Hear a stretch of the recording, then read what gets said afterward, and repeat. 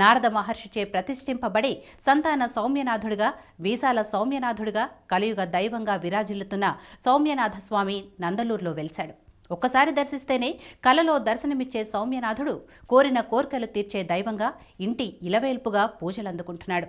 బహుద తీరాన వెలిసిన ఈ పుణ్యక్షేత్రం ప్రత్యేకత సూర్యకాంతి లేకుండా సౌమ్యనాథ స్వామి దేదీప్యమానంగా ప్రకాశించడం అద్భుతంగా చెప్పవచ్చు. ఆలయ నిర్మాణ విషయానికొస్తే 11వ శతాబ్దంలో చోళవంశ రాజుల చేత నిర్మించబడ్డ సౌమ్యనాథ ఆలయం నిత్యం భక్తులతో కిటకిటలాడుతుంటుంది. జిల్లా నుంచే కాకుండా వివిధ రాష్ట్రాల నుంచి భక్తులు స్వామివారిని దర్శించుకునేందుకు విశేషంగా తరలి వస్తుంటారు.